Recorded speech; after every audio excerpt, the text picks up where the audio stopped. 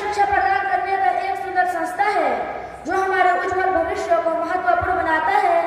जामिया के पाठ्यक्रम में हिंदी भाषा को भी सम्मिलित किया गया है जो भारत की राजभाषाओं में से एक है। यह हमारे संस्कृति तथा संस्कारों को दर्शाती है।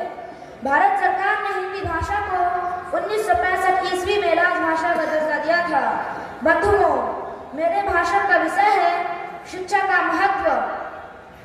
ईश्वर ने पवित्र कुरान में कई श्लोकों के माध्यम से बताया कि शिक्षित और अशिक्षित एक समान नहीं हो सकते।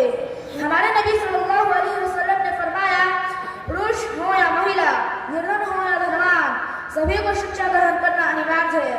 हमारे सार्वजनिक बुद्धिजीवी विचार कुछ इस प्रकार हैं। शिक्षा मानव समाज के विकास एवं प्रगति के लिए अत्यंत महत्वपूर्ण है। शिक्षा से हमें ज्ञान मिलता है और मस्तिष्क मजबूत होता है। शिक्षा से हम सोचने, समझने और संवाद करने में सक्षम होते हैं। शिक्षा से हम दूसरों के प्रति सहानुभूति तथा समझ विकसित करते हैं। शिक्षा से हमें वीरता और आत्मविश्वास जैसे गुण मिलते हैं। शिक्षा से हम अपने सपनों को पूरा करने का ढंग सीखते हैं। शिक्षा से हमें स्वतंत्रता की अहमियत समझ में आती है।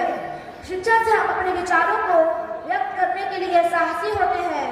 बंधुओं, ईश्वर ने शिक्षित को अधिक धन देकर यह ज्ञात कर दिया कि धन से जीवन का लक्ष्य पूरा नहीं होगा।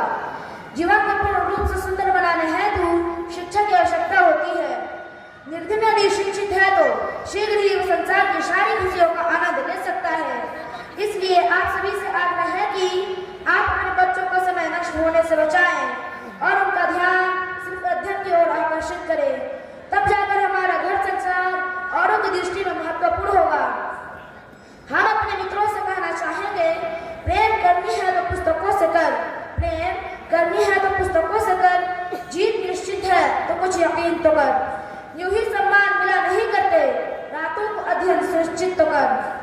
अर्थात कवि की दृष्टि में अध्ययन का अर्थ है किसी विषय की बातों को विचारपूर्वक